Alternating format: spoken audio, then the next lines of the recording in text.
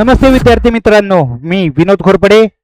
गेले 18 वर्ष ऑफलाईन पद्धतीने माझ्या 2 ब्रँच आहेत, क्लासेस चालू आहेत. दरवर्षी साधारणतः 50 ते 60 विद्यार्थी माझ्या क्लासला असतात आणि दरवर्षी 100% रिझल्ट आहे. त्याचसोबत माझ्याकडे असलेल्या विद्यार्थ्यांपैकी 3 ते 4 विद्यार्थ्यांना 98, 99, कधी कधी 100 देखील मार्क्स मॅथ्समध्ये मिळत असतात. आणि या सर्व अनुभवाचा उपयोग महाराष्ट्रातील इतर विद्यार्थ्यांना देखील व्हावा याच हेतूने मी आता आपले एक वेबसाईट लॉन्च केलेली आहे, त्यासोबत आपलं एक ॲप लॉन्च केलेलं आहे. आणि या वेबसाईट आणि ॲपच्या साहाय्याने सर्व महाराष्ट्रातील विद्यार्थ्यांना माझे हे इयत्ता 10वी संदर्भात कोर्सेस इतर विद्यार्थ्यांना देखील द्यायचे आहेत. म्हणून मी तुम्हाला या ठिकाणी डेमो क्लास देत आहे, ज्याच्यातून तुम्हाला समजणार आहे की माझे ॲक्च्युअल मध्ये शिक्षण पद्धती कशी आहे, मी कसं टीच करतो, हे तुम्हाला अंडरस्टँडिंग होतं का, आणि तरच तुम्ही हा कोर्स बाय करणार आहात. परंतु हा निर्णय घेण्यासाठी आपल्या मित्रांना हा व्हिडिओ दाखवा, आपल्या पालकांना दाखवा. तुम्हाला समजत असेल तरच हा कोर्स बाय करायचा आहे. आणि एकदा का तुम्ही माझे विद्यार्थी बनला तर माझी जबाबदारी राहते की तुम्हाला चांगल्या रीतीने कसं शिकवून तुमची मार्क्स कशी ग्रोथ होईल.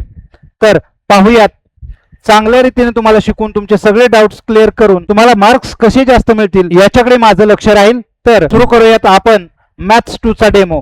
तत्पूर्वी तुम्ही मॅथ्स 1 चा डेमो पाहायचा आहे आणि आता मी मॅथ्स 2 चा डेमो देखील तुम्हाला देत आहे. या ठिकाणी आपण मॅथ्स 2 चा डेमो पाहतोय. डेमो म्हणजे काय रे बाळांनो, तर तुम्हाला माझी शिक्षण पद्धती काय आहे हे डेमो स्वरूपात पाहायला भेटेल, की जेणेकरून मी कसं शिकवतो हे तुमच्या लक्षात येईल.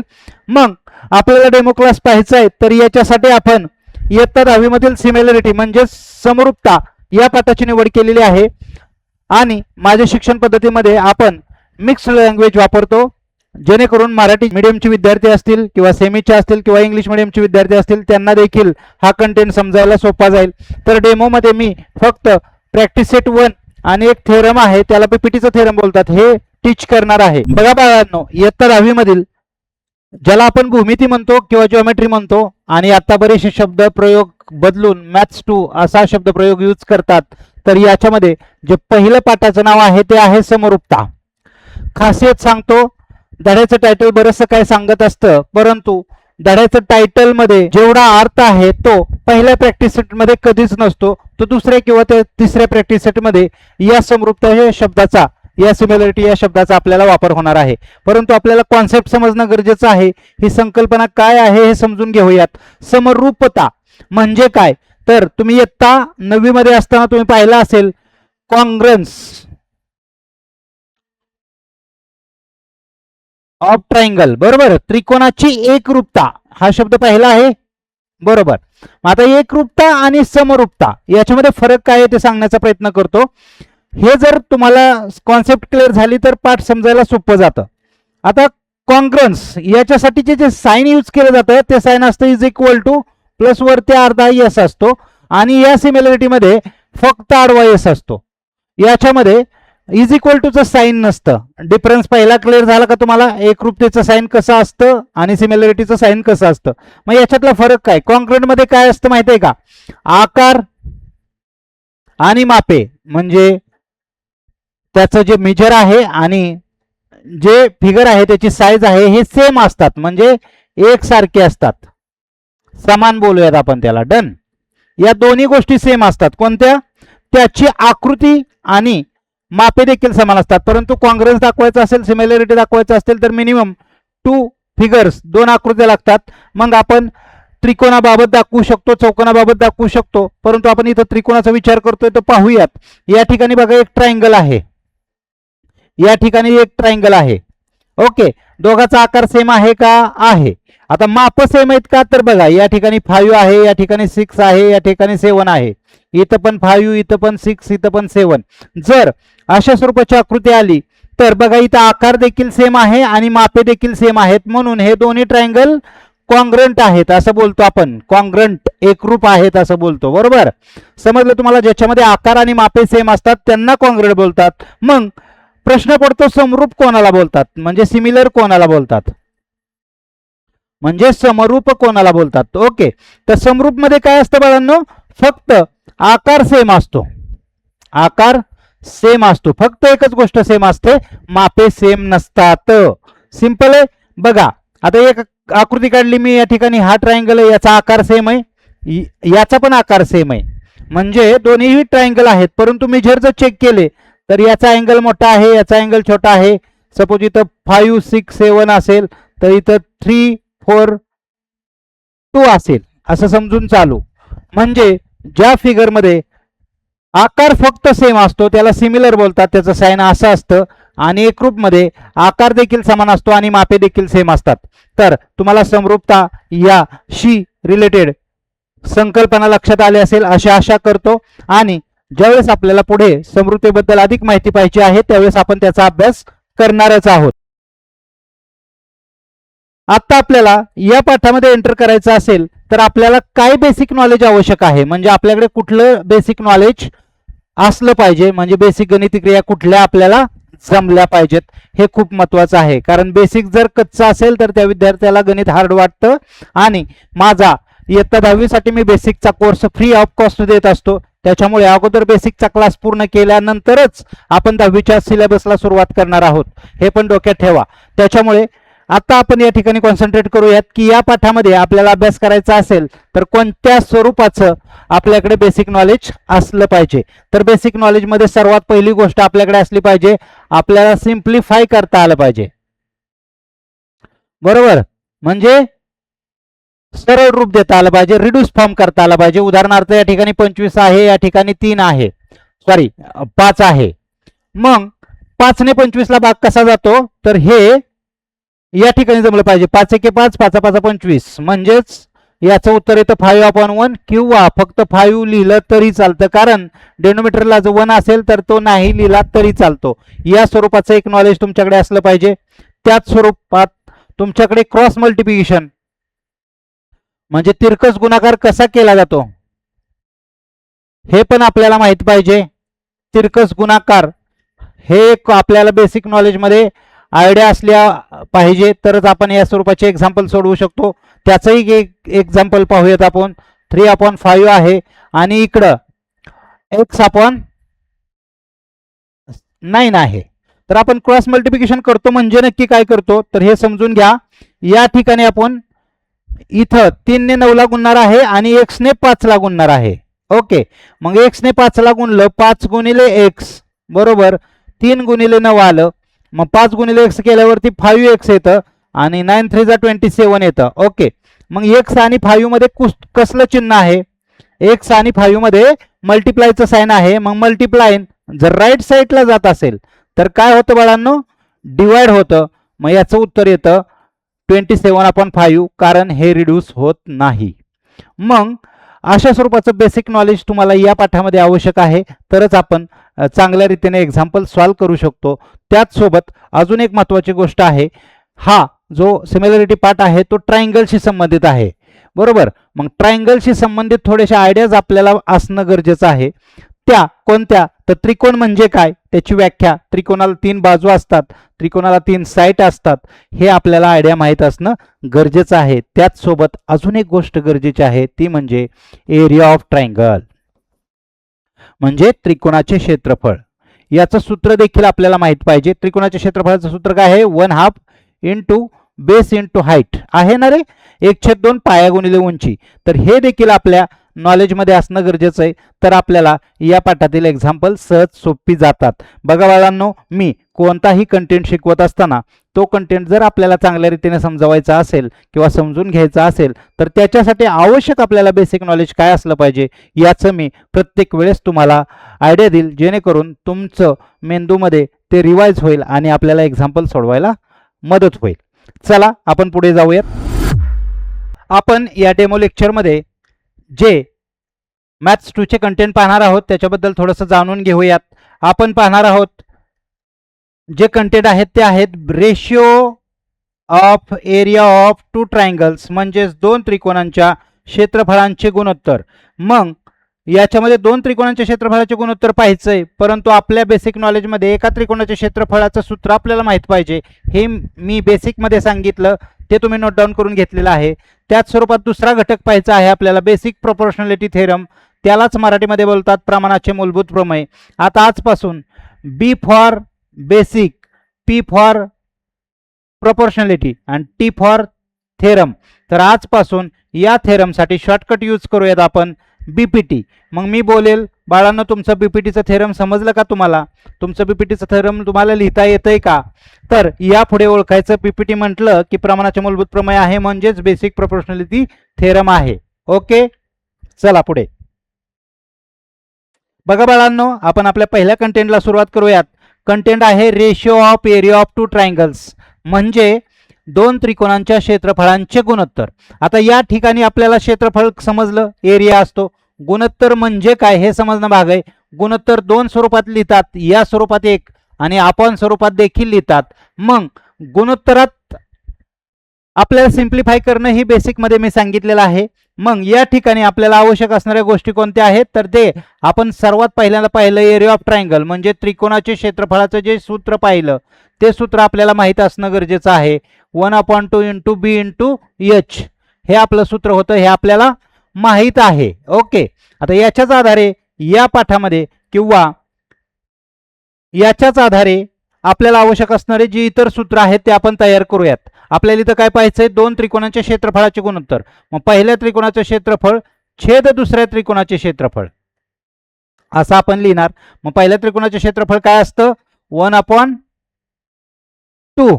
इंटू बी इंटू एच, परंतु हे पहिला त्रिकोण आहे म्हणून याला B1 H1 बोलतो. आणि दुसऱ्या त्रिकोणाचं काय बनेल रे बाळांनो B2 इंटू H2. आता तुम्ही नीट बारकाव्यानं जर बघितलं तर या ठिकाणी 1/2 ला 1/2 कॅन्सल होतो. फायनल जे फॉर्म्युला जनरेट होतो तो फॉर्म्युला असा आहे B1 into H1 upon B2 into H2. लक्षात ठेवताना हे सूत्र ध्यानात ठेवायचं आहे. आता या ठिकाणी जे मी सांगितलं याला थोडंसं रिमूव्ह करा.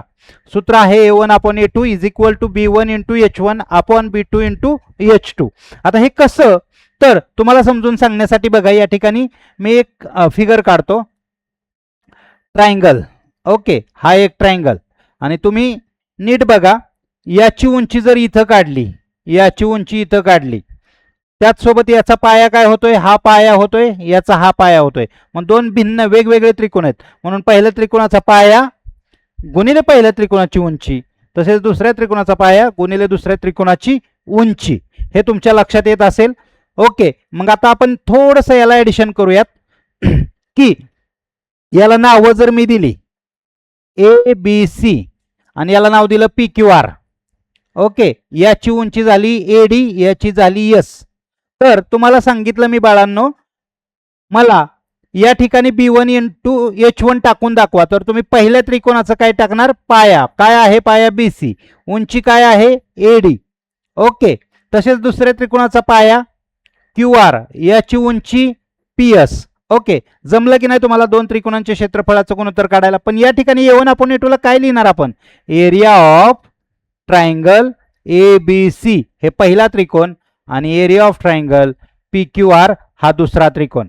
तुमच्या लक्षात येतंय?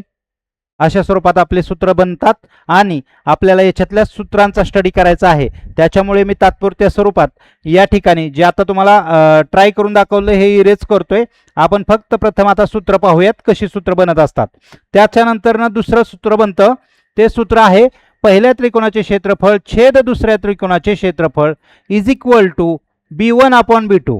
फक्त बेस अपॉन बेस म्हणजे पाया छेद पाया येतो. त्याचं रिझन काय आहे, जर त्याच्यामध्ये हाईट कॉमन असेल म्हणजे हाईट जर सेम असेल तर फक्त B1 अपॉन B2 येतं. आता याची फिगर बनती कशी ती समजून घ्या. या ठिकाणी दोन आकृत्या एकत्रित जोडलेल्या आहेत. ओके, पहिला त्रिकोण याचा पाया हा आहे आणि दुसऱ्या त्रिकोणाचा पाया हा आहे. आणि जर पहिल्या त्रिकोणाची उंची टाकली, उंची ही लंब असते तर अशी येते. आणि नीट बघितलं तर दुसरा हा विशाल कोण त्रिकोण आहे त्याची पण उंची तीच आहे. मग आपण या ठिकाणी आता थोडीशी नावं देण्याचा प्रयत्न करूयात. ABCD, इथं AM आलं. तर आता मी तुम्हाला विचारलं बाळांनो याच्यामध्ये कोणती उंची समान आहे, तर ABC या त्रिकोणाची उंची आहे AM आणि ACD या त्रिकोणाची उंची आहे AMच. म्हणजे या ठिकाणी हाईट इक्वल आहे म्हणून फॉर्म्युला बनला B1 अपॉन B2. आणि जर म्हटलं मी तुम्हाला त्या स्वरूपात लिहून दाखवा तर तुम्ही काय करणार, या ठिकाणी लिहिणार area of triangle ABC upon area of triangle PQR आणि फक्त बेस लिहिणार आहे. पहिल्याचा बेस काय आहे BC अपॉन CD. ओके, मग अशा स्वरूपात तुम्हाला रेशिओज किंवा एक्झाम्पल सोडवायला येतात. याच्या पुढे फक्त थोड्याशा किमती किंवा काय असतं ते आपण एक्झाम्पल सोडवताना पाहणार आहोत. या ठिकाणी फक्त फॉर्म्युलाच आपण जनरेट करतोय आणि ते फॉर्म्युला कसे असतात हे पाहतोय. हा झाला आपला दुसरा फॉर्म्युला. डन. आता तिसरा फॉर्म्युला बघा बाळांनो, तुम्हाला प्रश्न पडला असेल हाईट समान असेल तर बेस अपॉन बेस. मग बेस समान असेल तर 100% तुम्हाला कळलंय, पण तरीही मी लिहून दाखवतो की जर आपला बेस कॉमन असेल तर 100% उत्तर येणार आहे H1 अपॉन H2. मग याची फिगर कशी दिसत असेल आपल्याला हे पण महत्वाचं आहे. त्याची फिगर बघा कशी बनते.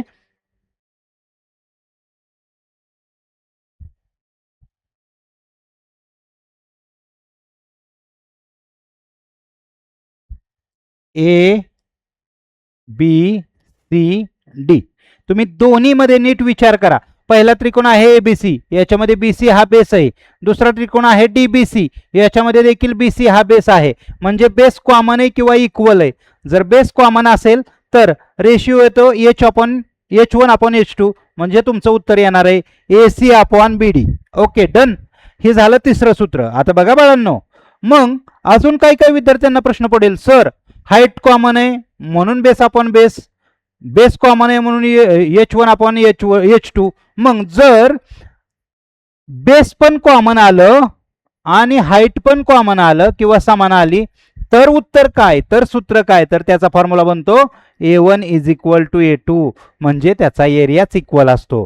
ज्याच्यामध्ये बेस पण समान असतो आणि हाईट पण समान असते त्याचा एरियाच इक्वल असतो. याच्यासाठी फिगर कशी दिसेल हे पण आपण समजून घेण्याचा प्रयत्न करूयात.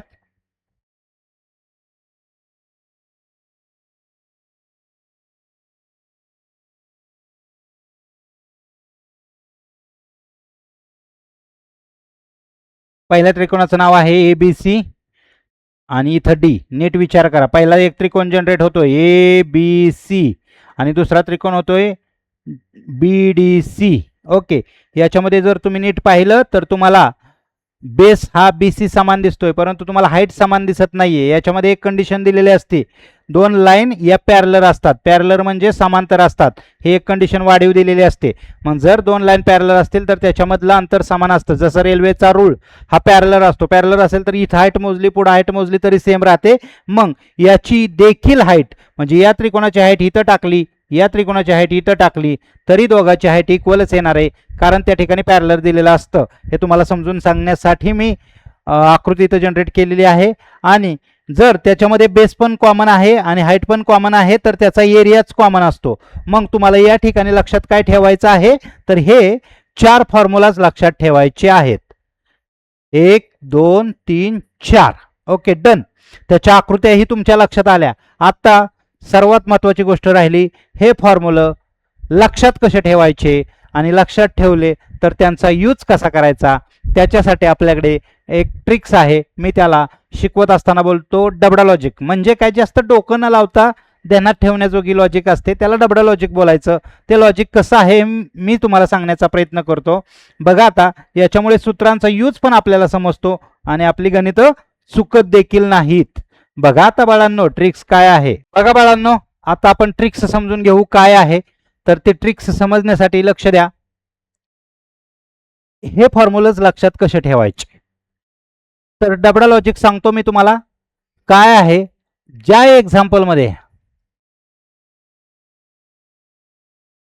दोनच किमती दिल्या असतील म्हणजे दोनच व्हॅल्यू दिल्या असतील तर 200% ओळखा.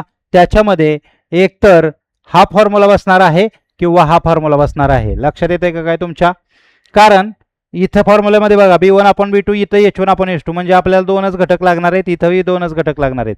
जर दोन किमती दिल्या असतील तर 100% ओळखायचं त्याच्यामध्ये हाईट तरी कॉमन आहे किंवा बेस तरी कॉमन आहे.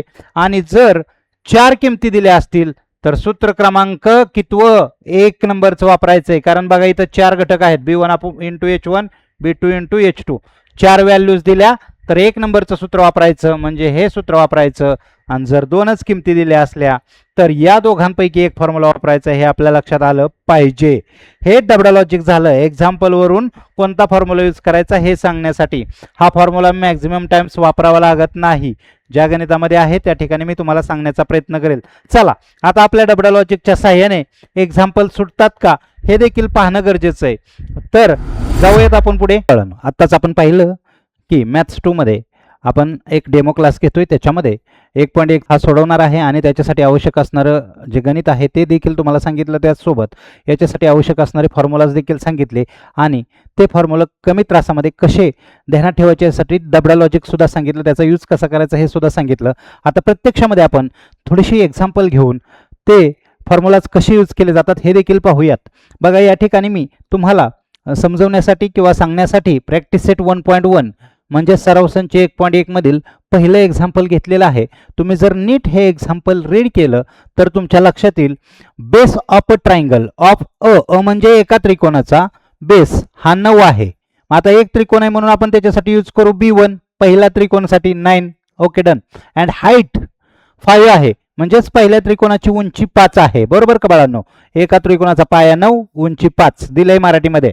Base of the another triangle दुसऱ्या त्रिकोणाचा म्हणजे दुसऱ्या त्रिकोणासाठी आपण B2 यूज करू. त्याचा पाया 10 आहे. बरोबर. आणि त्याची उंची H2 6 आहे. एवढा डाटा आपल्याला दिलेला आहे आणि या डाटाच्या साहाय्याने आपल्याला एक्झाम्पल सॉल्व करायचे. बघा तुमच्या लक्षात येतंय का. मी एक डबडा लॉजिक सांगितलं होतं. जर 2 किमती दिलेल्या तर त्याच्यामध्ये काहीतरी समान असतं आणि जर 4 किमती दिल्या तर पहिला फॉर्म्युला यूज करायचा असतो. या ठिकाणी 4 फॉर्म्युला दिलेले आहेत. मग आपण पहिला फॉर्म्युला यूज करणार आहोत हे नक्की झालं. मग पहिला फॉर्म्युला काय आहे. A1/A2 is equal to B1 × H1 upon B2 × H2 हा फॉर्म्युला यूज करणार आहोत. परंतु यासाठी हा फॉर्म्युला आला कुठून. त्यासाठी आपल्याला ती प्रॉपर्टी लिहावी लागते. By property of ratio of area of 2 triangle. हे तुम्ही पूर्ण शब्दामध्ये लिहा. मराठीवाले विद्यार्थी लिहितील 2 त्रिकोणांच्या क्षेत्रफळाच्या गुणधर्मानुसार. ओके. मग आपल्याला फॉर्म्युला भेटला. याच्यामध्ये आपण व्हॅल्यू पुट करूयात.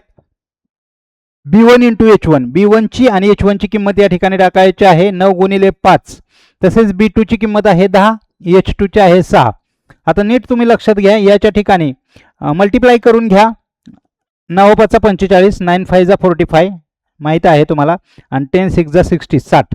आता ह्या दोघांना सिम्प्लिफाय कोणी होतं हे आपल्याला पाहायचं आहे. बघा या ठिकाणी नीट जर पाहिलं तर तुम्ही 15 ने भाग जातोय. 15 × 3 = 45 आणि 15 × 4 = 60. हे आपलं आन्सर आलं. त्याचं कारण असं की 3/4 याला रिड्यूस होत नाही. हे सिम्प्लिफाय होत नाही. मग हे आपलं फायनल आन्सर आलं. तर आशा करतो तुम्हाला एक्झाम्पल समजलं असेल. अजून आपण एखादं एक्झाम्पल बघूया. ते एक्झाम्पल काय आहे हे समजून घ्या. या ठिकाणी एक आकृती दिली आणि त्या आकृतीचा डाटा माहिती या ठिकाणी दिलेली आहे. बघा BC perpendicular AB AD perpendicular AB म्हणजे BC ला AB लंब आहे आणि AD ला AB लंब आहे. नीट बघा BC या ठिकाणी AB ला लंब आहे. तसेच AD देखील या ठिकाणी लंब आहे आणि त्याचसोबत तुम्हाला व्हॅल्यूज दिल्यात. परंतु BC आणि AD या दोनच व्हॅल्यू दिल्यात. बघा तुम्हाला आपण पुढचं गणित वाचण्या अगोदर संपूर्ण समजण्या अगोदर समजते 2 किमती दिल्यात म्हणजे याच्यामध्ये काहीतरी कॉमन आहे. मग ते हाईट तरी कॉमन आहे अथवा बेस तरी कॉमन आहे. परंतु चेक करूयात आपण नक्की तसं येतंय का. तर आपल्याला काढायला लावलं area of triangle ABC upon area of triangle ADB काढा. मग पहिला त्रिकोण आहे ABC. हात फिरवतो मी. लक्ष द्या. ओके. दुसरा ट्रायंगल आहे ADB. बघा नीट बघायला गेलं तर BC हा कॉमन येतोय त्याच्यामध्ये. मग BC काय आहे याच्यामध्ये तर कॉमन आला परंतु तो बेस आहे. आता आपल्याला आन्सर राईट करायचंय. कसं लिहायचं तर मी उत्तरामध्ये लिहिणार जे 2 ट्रायंगलचं आपल्याला डाटा विचारलाय तेच लिहायचं. In triangle ABC and triangle ADB मराठीमध्ये म्हणतील या 2 त्रिकोणामध्ये काय काय डाटा दिलाय तो डाटा आहे असा राईट करा. BC perpendicular AB AD perpendicular AB हे गिव्हन आहे. ओके लिहिला आपण. दिले आहे. मराठीवाले बोलतील दिले आहे. ठीक आहे डन. मग आता आपल्याला समजलं की याच्यामध्ये AB हा कॉमन आहे. मग AB काय आहे तर AB is a common base. लक्ष द्या तुम्ही. AB is a common base म्हणजे मराठीवाले लिहितील AB हा समान पाया आहे की नाही दोन्हीमध्ये समान. मग पाया जर समान असेल तर क्षेत्रफळ कसं असतं, उंचीच्या प्रमाणात, म्हणजे उंची अपॉन उंची. मग आपल्याला ते राईट करायचंय. मग area of triangle A B C पहिला त्रिकोण छेद area of triangle A D B दुसरा त्रिकोण, याचा पाया समान आहे म्हणून उंचीच्या प्रमाणात. मग पहिल्या त्रिकोणाची उंची काय आहे, तर पहिल्या त्रिकोणाची उंची आहे बी सी आणि दुसऱ्या त्रिकोणाची उंची आहे ए डी. हे कशावरून लिहिलं, तर बाय प्रॉपर्टीचं नाव लिहायचं आपल्याला, by property of ratio of area of two triangles.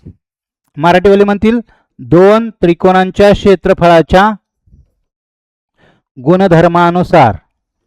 ठीक आहे, या प्रॉपर्टीनुसार आपण सॉल्व्ह करतोय. आता फक्त व्हॅल्यू पुट करा. बीसी ची किंमत दिली त्यांना, किती दिलेली आहे 4. एडी ची किती दिली 8. याला डिवाइड होतोय, सिम्प्लिफाय होतोय. 4 1 जा 4, 4 2 जा 8. फायनल आन्सर आलं 1/2. ओके, आशा करतो तुम्हाला एक्झाम्पल देखील चांगल्या रीतीने समजत आहेत. चला अजून एक एक्झाम्पल पाहूयात आपण. या ठिकाणी अजून एक एक्झाम्पल मी घेतोय तुमच्या सरावासाठी. या ठिकाणी आकृती दिली, या ठिकाणी इंग्लिशचा क्वेश्चन आहे, या ठिकाणी मराठीचा क्वेश्चन आहे. इन ॲडजॉइनिंग फिगर म्हणजे शेजारील आकृतीमध्ये तुम्ही जर नीट पाहिलं तर तुमच्या लक्षात येईल एपी लंब बीसी दिलेला आहे. एपी हा लंब आहे कोणावरती, बीसी वरती आहे. त्याच सोबत एडी पॅरलर बीसी हा एक दुसरा डाटा दिलेला आहे. बरोबर का रे बाळांनो? ओके, याला पॅरलर आहे. पॅरलर म्हटलं की तुम्हाला सांगितलंय मी, जर पॅरलर असेल, रेल्वे रूळ हे उदाहरण सांगितलं होतं, रूळ कितीही लांब गेला तर त्याच्यामधलं अंतर समान असतं, म्हणजे इथं हाईट समान राहणार आहे, इक्वल राहणार आहे. ही एक गोष्ट आपल्यासाठी प्लस पॉईंट झाली. परंतु अजून आपण ट्राय करूयात काय काढायला लावलंय त्याच्यानुसार थोडासा विचार करूयात. या ठिकाणी काढायला लावलंय एरिया ऑफ ट्रायंगल एबीसी आणि एरिया ऑफ ट्रायंगल बीसीडी. बरोबर, यांचा रेशिओ काढायचा आहे. तर आपण त्या त्रिकोणावरती थोडासा हात फिरवूयात, कशा स्वरूपाचे त्रिकोण दिसतात. एबीसी बघा, एबीसी हा त्रिकोण आहे. Okay done.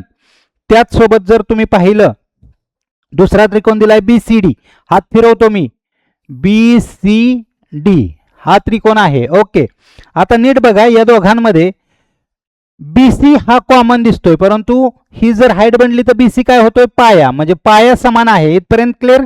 ओके, आता त्याच सोबत जर अजून विचार केला, या त्रिकोणाची उंची एपी आहे, परंतु बीसीडी ची उंची काढायची झाली तर लंब परपेंडिक्युलर इथे येईल. बरोबर, मग आपण त्याला थोडंसं नाव देऊया डीएम. आता मला सांगा बाळांनो, हे दोन्ही लाईन पॅरलर आहेत, म्हणजे एपीचं माप जेवढं असणार आहे, एपीचं माप जेवढं असणार आहे तेवढंच डीएमचं असणार आहे, म्हणजेच हाईट इक्वल आहे. ओके, आता लक्ष द्या, मी कसं राईट करतोय तुम्हाला समजून सांगण्याचा प्रयत्न केला. आता मी राईट करतोय, आन्सर कसं लिहितात ते बघा. In triangle ABC and triangle BCD मध्ये, मराठीवाले मध्ये बोलायचं. ओके, याच्यामध्ये काय काय दिलंय ते लिहा. AP perpendicular BC, AD parallel BC हे गिव्हन आहे. मराठीवाले बोलतील दिले आहे. ओके, आता आपल्याला काय समजलं याच्यावरून, तर बीसी इज कॉमन बेस समजलं, दोघांमध्ये एक सामायिक पाया आहे. बीसी हा सामायिक पाया किंवा सामायिक पाया आहे. ओके, त्याच सोबत अजून काय समजलं, ट्रायंगल्स हॅव इक्वल हाईट. दोन्ही त्रिकोणांची उंची समान आहे, आपल्या लक्षात आलं. ओके, मग असं काय प्रॉपर्टी आहे आपल्याकडे ज्याच्यामध्ये पाया पण समान असतो आणि उंची पण समान असते. जर पाया समान उंची समान, सूत्र क्रमांक 4, तर त्याचा एरिया समान असतो. हे आपल्याला माहित आहे बाळांनो, मग म्हणून लिहितोय मी. म्हणून काय समजलं तुम्हाला, तर एरिया ऑफ ट्रायंगल म्हणजे पहिल्या त्रिकोणाचं क्षेत्रफळ हे दुसऱ्या त्रिकोणाच्या क्षेत्रफळाच्या एवढंच असतं, इक्वल असतं. कंसामध्ये लिहिणार तुम्ही बाय प्रॉपर्टीचं नाव लिहायचंय. तुम्ही ट्राय करा काय लिहायचंय. मराठीवाले दोन त्रिकोण हे गुणधर्म लिहायचा आहे. काय लिहिता यावा हे पण लक्षात आलं पाहिजे, तुमच्या समजलं पाहिजे. आता मला सांगा, दोन त्रिकोणांचा एरिया इक्वल आहे, परंतु आपल्याला एका पण त्रिकोणाचा दिलेला नाही. असं गृहीत पकडूयात, एका त्रिकोणाचा एरिया 500 आहे, तर दुसऱ्या त्रिकोणाचा किती येईल बाळांनो, 500. आणि जर आपण 500/500 करण्याचा प्रयत्न केला तर आन्सर किती येणार आहे, 1/1. म्हणजे the ratio of this two triangles are 1:1. मग हे उत्तर कसं लिहायचं आपल्याला, तर area of triangle ABC as to area of triangle BCD is equal to 1:1 हे आपलं आन्सर झालं. ओके, या ठिकाणी दॅट इज म्हणजेच. तर अशा स्वरूपात एक्झाम्पल असतात. खूप सोपे एक्झाम्पल्स आहेत. एक साधारणतः 5 ते 6 एक्झाम्पल आहेत. त्याच्यातील 3 एक्झाम्पल मी सॉल्व्ह करून दाखवले प्रॅक्टिस सेट 1.1 मधील. तुम्ही उरलेले एक्झाम्पल या ट्रिक्सने या स्वरूपाने सोडवण्याचा प्रयत्न करा आणि समजलं तर ओळखून जा की माझा क्लास तुमच्यासाठी बेस्ट आहे आणि खरंच आपल्याला याचा फायदा होईल असं वाटलं तरच माझ्या क्लासला जॉईन व्हायचं आहे. चला आता पाहूयात. आपण एक महत्त्वाची कॉन्सेप्ट या ठिकाणी शिकवणार आहे, ते म्हणजे प्रमाणाचे मूलभूत प्रमेय. त्यालाच बेसिक प्रोपोर्शनॅलिटी थेरम बोलतात. आणि मी सुरुवात करताना सांगितले होते की आजपासून याला काय बोलायचं, बीपीटीचे थेरम किंवा बीपीटीचं प्रमेय. आता हे प्रमेय अख्खं प्रमेय मी शिकवणार आहे तुम्हाला. आणि माझा शब्द आहे प्रमेय शिकवल्यानंतर तुम्हाला हे प्रमेय चांगल्या प्रकारे ध्यानात राहील. आता मी हे प्रमेय का शिकवतोय तर पेपरमध्ये बोर्डचा पेपर कोणीही काढू दे, कसाही काढू दे, एक तरी थेरम येतच आणि ते थेरम 3 किंवा 4 मार्क्सला येत असतं बाळांनो. आणि 3 किंवा 4 मार्क्सला येणार आहे आणि फिक्स येणार आहे, कोणतं तरी थेरम फिक्स येणार आहेत. असे 5 IMP थेरम्स आहेत तुमच्या मॅथ्स 2 मध्ये. ते पाचीची थेरम चांगल्या पद्धतीनं मी टीच करेल आणि कमी त्रासामध्ये कशी ध्यानात ठेवायची हे देखील सांगेल. आणि त्याच्यामध्ये माझ्या ट्रिक्स असणार आहेत. बघा, बरेचशा विद्यार्थ्यांना थेरम पाठ करता येत नाही. पाठ बोलतोय मी, खरं पाठ नसतं ते, परंतु थेरम पाठ असावं म्हणजे जेणेकरून लिहिता यावं. तर ते कसं लिहायचं याचा एक नमुना तुम्हाला या ठिकाणी सांगतो. आणि बघा, आता लक्ष द्यायचं नीट काळजीपूर्वक, कारण थोडासा IMP पॉईंट आहे या ठिकाणी. याचं नाव आहे बेसिक प्रोपोर्शनॅलिटी थेरम म्हणजेच प्रमाणाचे मूलभूत प्रमेय. मी मुलांना नक्की सांगतो काय जमलं पाहिजे बाळांनो, तर तुम्हाला एक स्टेटमेंट पाठ असलं पाहिजे थेरमचं. त्यालाच मराठीमध्ये वाक्य बोलतात. परंतु मुलं बोलतात, मला पण मुलं क्वेश्चन विचारतात, सर स्टेटमेंट तर पेपरला दिलेलं असतं, मग आपण लर्न का करायचं. परंतु जर तुमचं स्टेटमेंट लर्न नसेल तर तुम्हाला थेरम लिहिता येणार नाही. हे माझा अनुभव आहे. आणि जर तुमचं स्टेटमेंट लर्न असेल तर तुम्ही चांगल्या रीतीने लिहू शकता. ही माझी ट्रिक्स आहे.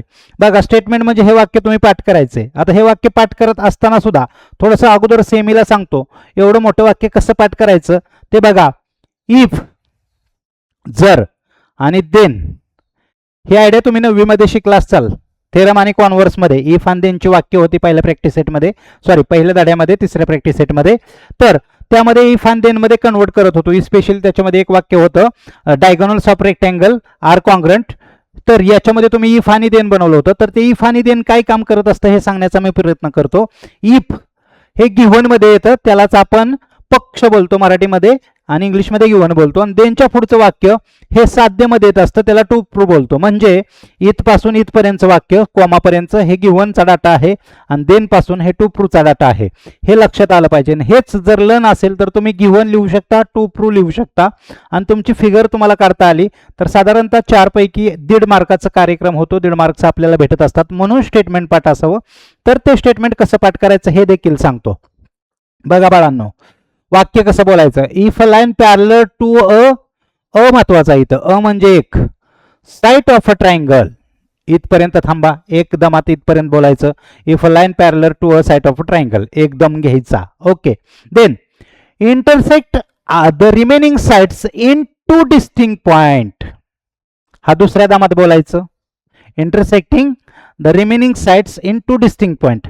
एवढा गिव्हन झाला. मग पुढचं आठवतंय. Then the lines divide doth sides in a same proportion.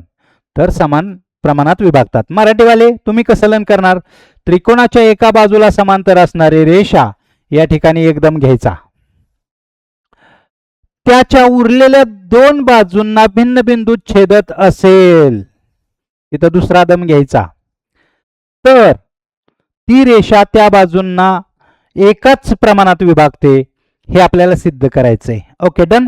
आणि तुमचं स्टेटमेंट पाठ झालं, वाक्य पाठ झालं. वाक्य पाठ झालं की तुमची आकृती तुम्हाला काढता आली पाहिजे. आकृती हे लक्षात येते आपल्या काढायची. कशी आहे आकृती ते समजून घ्या. ट्रायंगल दिला एक ABC. ओके, त्याच्यामध्ये एक लाईन दिली L, इथं PQ पॉईंट आहे, तिथे डॉट डॉटने जोडले. अशी आकृती काढली. आता आपण याच्यासाठी गिव्हन आणि टू प्रू लिहिण्याचा प्रयत्न करूयात. ज्याला मराठीमध्ये काय बोलतात बाळांनो, गिव्हनला बोलतात पक्ष आणि टू प्रूला काय बोलतात, साध्य. मग हे आपल्याला वाक्यावरून कसं लिहिता येतं हे समजून घ्या. बघा, मी काय सांगितलं, इफ पासूनचं देन पर्यंत वाक्य हे गिव्हन मध्ये येतं. मग मराठीमध्ये इफ अँड देन तर नाहीये, तर स्वल्पविराम आहे बाळांनो, तुमच्या लक्षात येतोय का बघा. एवढं वाक्य गिव्हनचं असतं. तर इंग्लिशवाल्यांसाठी अगोदर गिव्हन मी तयार करतो.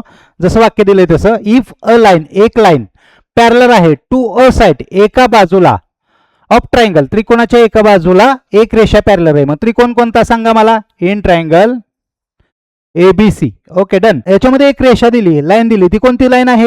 यल लाईन आहे, बरोबर का. लाईन यल ही पॅरलर आहे, म्हणजे समांतर आहे. कोणाला. अ साइड, एका बाजूला. त्रिकोणाला तीन बाजू असतात. त्रिकोणाच्या तीन बाजू आहेत ए बी, ए सी आणि बी सी. मग एल ही कोणाला पॅरलर दिसती. तर एल दिसती बी सी ला पॅरलर. ओके, लक्षात येतंय का बघा तुमच्या. मी फक्त वाक्यावरून लिहितोय. If a line parallel to a side of triangle, इथपर्यंत आपलं लिहून झालं. ट्रायंगल मध्ये line L parallel to B C. पुढं इंटरसेक्ट द रिमेनिंग साइड्स, ती रेषा इंटरसेक्ट करती उरलेल्या बाजूंना. मग त्रिकोणाची एक बाजू झाली बी सी, उरल्या किती दोन. मग एल ही रेषा इतर दोन बाजूंना छेदते. कुठं. ए बी ला पी मध्ये छेदते आणि ए सी ला क्यू मध्ये छेदते. हे राईट करायचंय आपल्याला. काय कसं लिहिणार आपण. Line L intersect side A B and side AC in point P and Q respectively. Okay done. मग आपण काय केलं बाळांनो, जे गिव्हनचा डाटा होता कॉमा पर्यंत, तो वर्ड मध्ये दिला होता. म्हणजे इथं स्वल्पविराम पर्यंत होता, तो वर्ड मध्ये दिला होता, त्याला आपण राईट केला. हे सेमीसाठी लिहिलंय. मराठीवाले तुमच्यासाठी हेच वाक्य कसं बनेल पुन्हा एकदा बघा. मी या ठिकाणी परत पक्ष लिहितो. त्रिकोणाच्या एका बाजूला समांतर असणारी रेषा. आता त्रिकोण कोणता आहे त्याचं नाव लिहायचं. कसं लिहिणार. त्रिकोण एबीसी मध्ये, बरोबर. त्याच्या एका बाजूला समांतर असणार. एक बाजू कोणती. बाजू बीसी ला. समांतर कोणती. रेषा यल. मग तिथं असं लिहायचं, रेषा यल ही समांतर आहे कोणाला. बाजू बीसी ला. डन. इथपर्यंत आलं. त्याच्या उरलेल्या बाजूंना, आता त्रिकोणाच्या उरलेल्या बाजू कोणत्या. ए बी आणि ए सी. मग कसं लिहायचं. ती रेषा, कुठली रेषा छेदत असेल, दोन भिन्न बिंदू छेदते बघा बी आणि क्यू मध्ये. मग मी म्हणणार रेषा यल बाजू ए बी आणि ए सी ला अनुक्रमे बिंदू पी आणि क्यू मध्ये छेदते. ओके, इथपर्यंत पक्ष क्लिअर. बघा बाळांनो, माझा पक्ष काही पाठ नव्हता किंवा मी वाचून आलो नाहीये. मी हेच शिकवतोय, सिस्टम शिकवतोय. कारण मी बरेच वेळा सांगितलंय की मी गणित नाही शिकवतोय, सिस्टम शिकवतो, जेणेकरून विद्यार्थ्यांचा त्रास कमी होतो. या ठिकाणी एक स्टेटमेंट दिलं होतं, ते स्टेटमेंट लर्न असावं हे माझे लॉजिक आहे. आणि स्टेटमेंट जर लर्न असेल आणि आकृती तुमच्या ध्यानात असेल तर तुम्ही पक्ष आणि साध्य लिहू शकता. याच्यातलं पक्ष कसं लिहायचं हे मी सांगितलं. आता साध्य म्हणजेच टू प्रूव्ह कसं लिहायचं हे देखील पाहूयात आपण. याच्यासाठी दुसऱ्या स्लाइडला मी जातोय, तर समजून घ्या. आता आपला पक्ष झाला. देन काय सांगितलं. द लाईन डिवाइड, ती रेषा कुठली. रेषा यल डिवाइड करते द साइड्स, कुठले साइड्स. त्या दोन साइड्सला, ए बी ला आणि ए सी ला. या ए बी ला आणि ए सी ला डिवाइड करणार आहे. इन सेम प्रोपोर्शन मध्ये डिवाइड करते. मग मला सांगा, इथं पी मुळे या रेषेचे दोन तुकडे झाले. ते तुकडे काय आहेत. ए पी आणि पी बी. आणि इकडे काय आहे. ए क्यू आणि क्यू सी. हे रेशिओ मध्ये लिहायचं आहे, त्याला टू प्रूव्ह बोलतात. बघा आता तुमच्या लक्षात येईल पुढे गेल्यावरती. मग टू प्रूव्ह कसा बनतोय, त्याला साध्य बोलतात मराठीमध्ये. इथं लक्ष द्या. A P upon P B is equal to A Q upon Q C. लक्षात आलं तुमच्या. तर हा एक रेशिओ, हा एक रेशिओ, म्हणजे एपी अपॉन पीबी. एपीचे तुकडे पडले, तसेच एसीचे तुकडे पडले, ए क्यू आणि क्यू सी. हे आपल्याला प्रूव्ह करायचंय. मग आता तुम्ही जेवढ्या गोष्टी लिहिल्या ना, स्टेटमेंट लिहिलं, आकृती काढली, गिव्हन लिहिलं, टू प्रूव्ह लिहिलं, वाक्य, पक्ष, साध्य लिहिलं, आकृती काढली, याच्यासाठी तुम्हाला 1.5 ते 2 मार्क्स मिळणार आहेत, 4 किंवा 3 पैकी. मग एवढा जरी स्टडी तुमचा झाला तरी खूप छान आहे. आता इथून पुढे सर्वात महत्त्वाची गोष्ट असते की टू प्रूव्ह करणं. परंतु टू प्रूव्ह करत असताना या थेरम मध्ये कन्स्ट्रक्शन आहे का हे एक आपल्याला डोक्यात ठेवावं लागतं. रचना आहे का. तर अशा ठराविक थेरमसाठी रचना आहेत, ठराविक थेरमसाठी नाही आहेत का नाहीत हे तुमच्या लक्षात आलं की तुम्ही ते करू शकता. मग याच्यामध्ये काय कन्स्ट्रक्शन केलेलं आहे तर ते बघा. कन्स्ट्रक्शन काय केलेलं आहे. जॉईन डॉट डॉट ते कन्स्ट्रक्शन आहे. Join B C and B Q, sorry, join P C and B Q.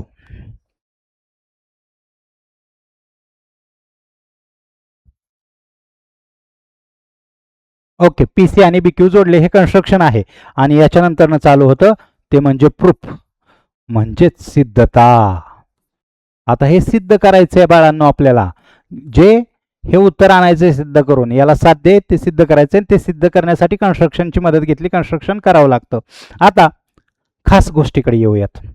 मग इथपर्यंत आपण स्टेटमेंटवरून लिहू शकतो किंवा जे मुलांना थोडासा अभ्यास करतील त्यांना एवढ्या 2 ओळी लिहिता येतील, परंतु सर्वात महत्त्वाची गोष्ट असते ती म्हणजे सिद्धता. तर ही सिद्धता लिहिण्यासाठी माझ्या ट्रिक्स तुम्हाला उपयोगाला येत असतात आणि त्या ट्रिक्स काय आहेत हे समजून घ्या. त्या ट्रिक्स समजून घेण्यासाठी तत्पूर्वी मी एक गोष्ट तुम्हाला सांगतो. कोणतंही थेरम असू द्या, कोणतंही थेरम इथून पुढे आपण शिकणार आहोत, ते थेरम त्याच्या अगोदरच्या ज्या प्रॉपर्टीज झालेल्या असतात त्याच्यावरती डिपेंडन्स असतं. समजून घ्या, कोणतं पण प्रमेय त्याच्या अगोदर ती जे गुणधर्म झालेले त्याच्यावरती आधारित असतं. मग मला सांगा, या थेरमच्या अगोदर आपण कोणत्या प्रॉपर्टीज पाहिल्या, तर त्या प्रॉपर्टीज होत्या 2 त्रिकोणांच्या क्षेत्रफळाचे गुणोत्तर शी संबंधित 4 सूत्र पाहिली आणि त्याच फॉर्म्युलावरती, त्याच प्रॉपर्टीवरती हे थेरम आपल्याला प्रूव्ह करता येतं, सोडवता येतं. लक्षात आलं? हे एक विशेष गोष्ट माझ्याकडून लक्षात ठेवा. आता त्या ट्रिक्स काय आहेत हे समजून घ्या, की ज्याच्यामुळे माझ्या विद्यार्थ्यांना देखील थेरम सहज समजतात आणि मार्क्स जात नाहीत. आणि मी पण ते कसं लक्षात ठेवतो हे सांगतो, म्हणजे तुमचीही मार्क्स जाणार नाहीयेत. ट्रिक्स समजून घ्या काय आहेत ट्रिक्स. 3 ट्रिक्स आपल्याला यूज करायच्यात. पहिले ट्रिक्स, कॉमन हाईटचा प्रॉपर्टी वापरायची, म्हणजे समान उंचीची प्रॉपर्टी वापरा. ओके. दुसरी ट्रिक्स, पुन्हा समान उंचीचीच प्रॉपर्टी वापरायची, कॉमन हाईटची वापरायची. तिसरी ट्रिक, समान पाया आणि उंची, म्हणजे बेस आणि उंची समान असलेली प्रॉपर्टी आपल्याला यूज करायची आहे. मग तुम्हाला ह्या प्रॉपर्टीज माहीत आहेत. चला पुन्हा एकदा रिपीट करूयात. जर उंची समान असेल तर रेशिओ काय असतो, B1/B2 ही प्रॉपर्टी आहे आपल्याकडे. परत दुसरी पण प्रॉपर्टी समान उंचीची, मग पाया B1/B2च असतं आणि ज्याच्यामध्ये पाया आणि उंची समान असते त्याच्यामध्ये एरिया समान असतो. या 3 प्रॉपर्टीचा यूज आपल्याला करायचा आहे आणि थेरम सॉल्व्ह करायचं आहे. चला आपण सुरुवात करूयात. जमतंय का या पद्धतीनं आणि अशा पद्धतीनं कसं सॉल्व्ह केलं जातं ते समजून घ्यायचंय. यासाठी काय करायचं बाळांनो, सॉल्व्ह करण्यासाठी काय करायचंय, तर सर्वप्रथम आपल्याला हे ट्रायंगलशी रिलेटेड आहेत ना सर्व, 2 area of ratio of 2 triangles. मग 2 ट्रायंगल्स आपल्याला निवडावे लागतील, हे पण तेवढंच महत्त्वाचं आहे. मग पहिल्यांदा लक्ष द्या, इन ट्रायंगल APQ, म्हणजे हा वरचा ट्रायंगल धरतोय मी, बरोबर. ओके. त्याच सोबत त्याच्या जोडीला हा एक ट्रायंगल तयार झालेला घेतोय, गुलाबी कलर देतोय, ते लक्षात ठेवा. त्या ट्रायंगलचं नाव काय झालं बघा,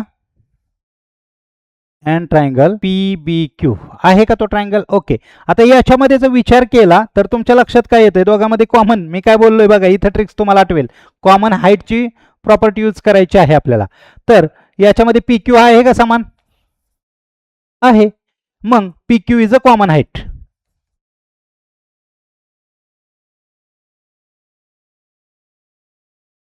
PQ ही समान उंची. मग मला सांगा, उंची समान असेल तर रेशिओ कसा असतो, पहिली प्रॉपर्टी यूज करायची आपल्याला B1/B2. मग कोणते 2 ट्रायंगल निवडलेत आपण बघा, area of triangle APQ upon area of triangle PBQ. Okay, done. आता जर आपण नीट बघितलं तर त्याला उंची पकडली तर याचा बेस काय येतोय बाळांनो, AP/PB येतोय का. आणि तुम्हाला अजून एक डबडा लॉजिक सांगतो थेरमसाठी. जे पहिलं प्रूव्ह करायचं आहे ना ते राईट करा पहिल्या ठिकाणी, ए ठिकाणी हे राईट करा, बी ठिकाणी हे राईट करा. हे एक डबडा लॉजिक डोक्यात ठेवा. जास्त डोकं लावायचं नसेल आणि थेरम्स लर्न करायचं असेल तर याला 1 नंबर देऊ. बाय प्रॉपर्टी काय आहे तुम्हाला माहिती आहे, ratio of area of 2 triangles ची प्रॉपर्टी आहे, 2 त्रिकोणांच्या क्षेत्रफळाचे गुणधर्म आहे. ओके. तसंच मी सांगितलं आपली पहिली ट्रिक झाली. दुसरी ट्रिक्स आहे, इथं पण वापरायचं, यासाठी 2 ट्रायंगल निवडायचे. मग आता ते 2 ट्रायंगल कुठले निवडायचे, तर अजून एक डबडा लॉजिक तुमच्यासाठी बाळांनो, हे पहिल्या त्रिकोणाचं नाव तसंच ठेवा, तेच घेऊयात, in triangle APQ and triangle. बघा आता गुलाबीमध्ये एक कलर दिला होता मी पहिल्या ट्रायंगलचा, दुसरा ट्रायंगलचा कलर निळ्याने देतो, हा ट्रायंगल निवडायचा आपल्याला. ओके. आता तेच का निवडतो हे पण सांगतो. कन्स्ट्रक्शनमुळे 2 ट्रायंगल तयार झाले होते आणि आपल्याला हे प्रूव्ह करण्यासाठी ट्रायंगल्सची जोडी लागणार आहे, म्हणून कन्स्ट्रक्शन केलेलं आहे. त्याचसोबत पहिल्या ठिकाणी काय निवडायचं, APQ वरचा तुकडा प्लस गुलाबी कलर केलेला, आणि दुसऱ्या ठिकाणी APQ वरचा तुकडा प्लस निळा कलर केलेला. निळा कलर केलेला काय आहे, PQC आहे, आता याच्यामध्ये पण बघा तुम्ही P Q is a common height, हेच वाक्य आहे असं इथं येईल. पी क्यू ही समान उंची. ठीक आहे, डन.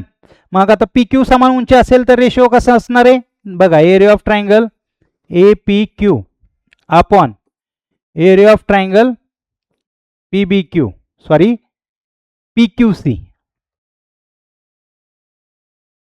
इज इक्वल टू काय सांगितलं मी डबल लॉजिक, रेशिओ मधलं दुसरी बाजू या ठिकाणी लिहा, ए क्यू अपॉन क्यू सी.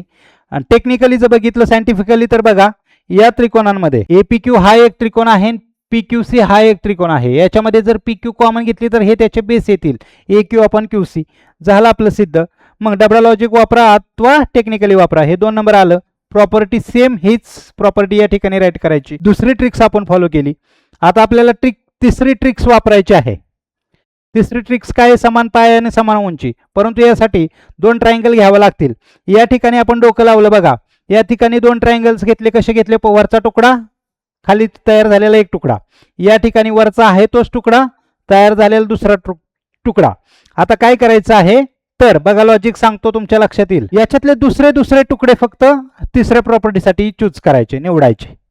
चला कसं ते सांगतो तुम्हाला. चला बाळांनो, आपल्याला तिसरी प्रॉपर्टी वापरायची आहे आणि तिसरी प्रॉपर्टी तुम्हाला मी सांगितलेली आहे. काय आहे तर आपल्याला त्याच्यामध्ये बेस आणि कॉमन हाईट असलेली प्रॉपर्टी वापरायची. त्यासाठी मी 2 ट्रायंगल सांगितले होते. ते 2 ट्रायंगल काय आहेत तर पहिला ट्रायंगल होता पी बी क्यू आणि दुसरा ट्रायंगल कोणता होता, पी क्यू सी.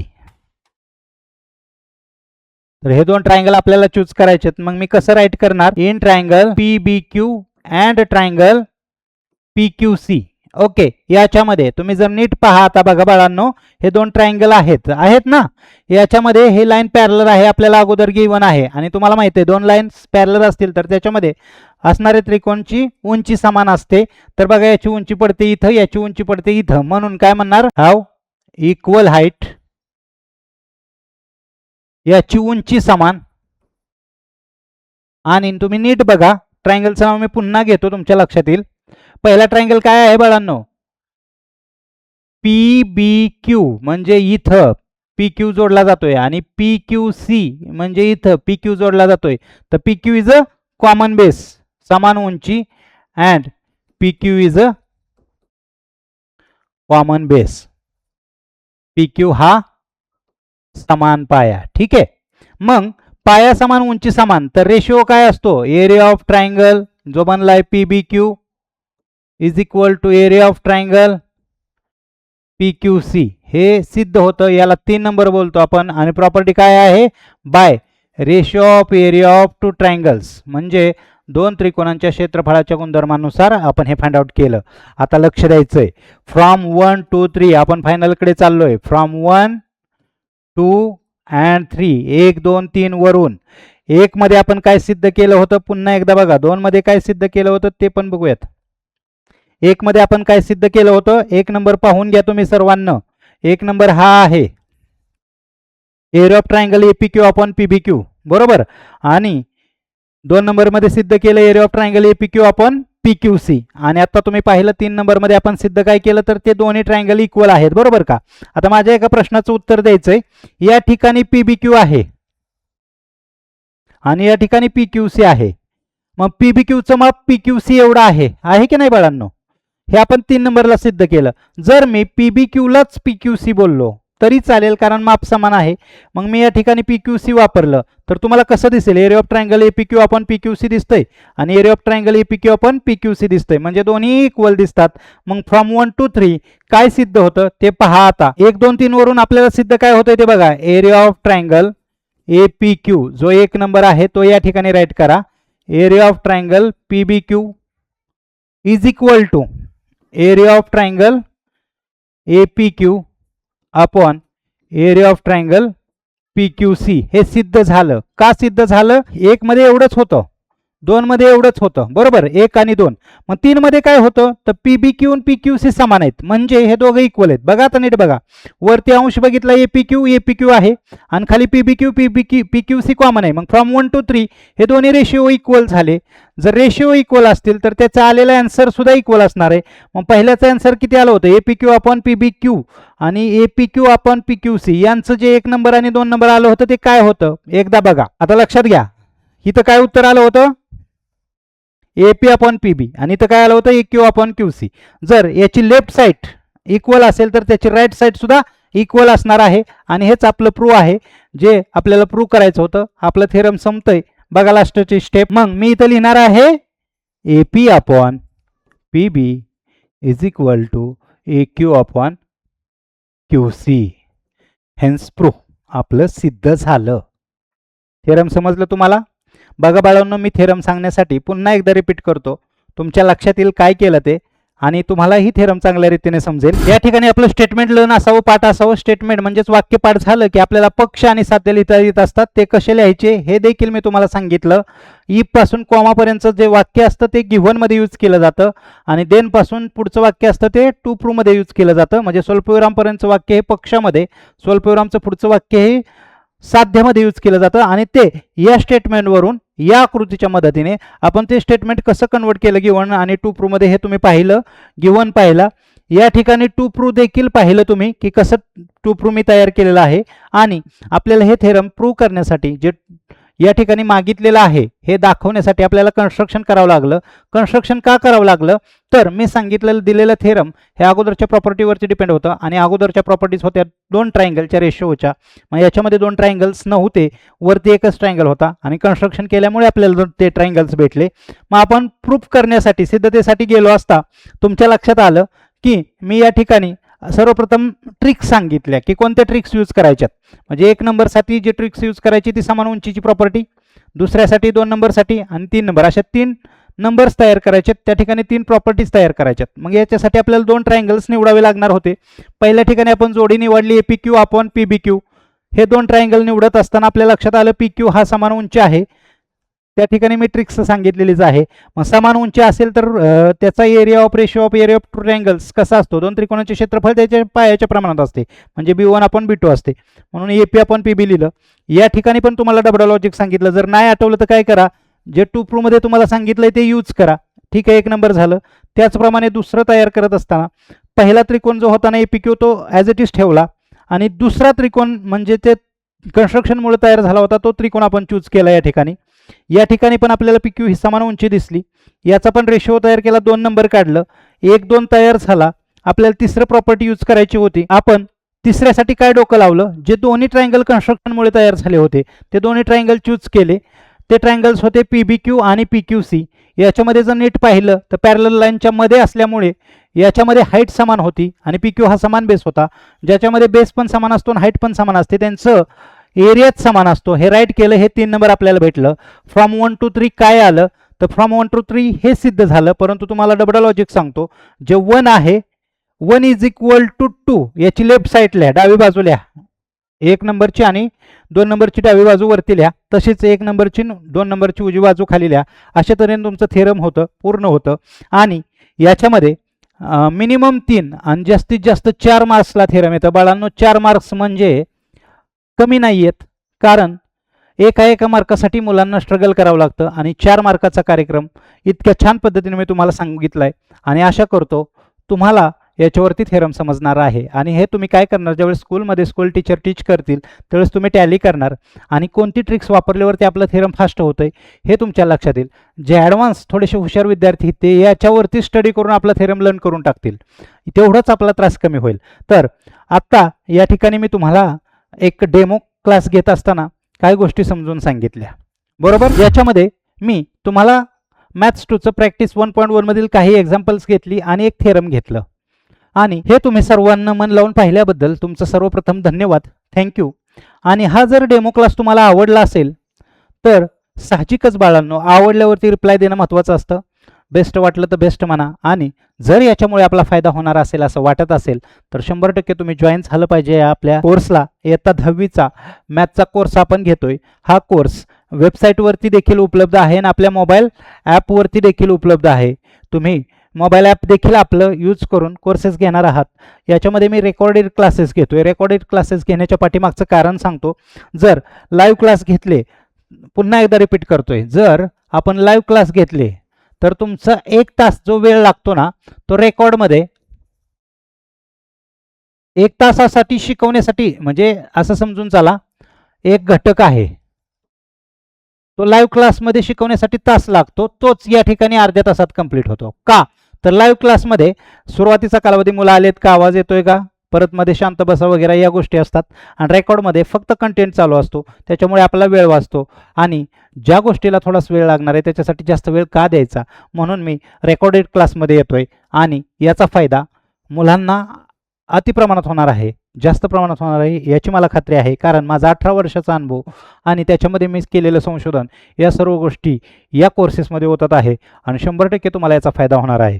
तर आशा करतो तुमच्या मित्रांसोबत शेअर करा, त्यांना देखील हे आवडतंय का पहा, आपल्या पालकांसोबत बसा, त्यांना देखील हा डेमो आवडतोय का बघा आणि नंतरच निर्णय घ्या, आपला क्लास जॉईन करा. धन्यवाद.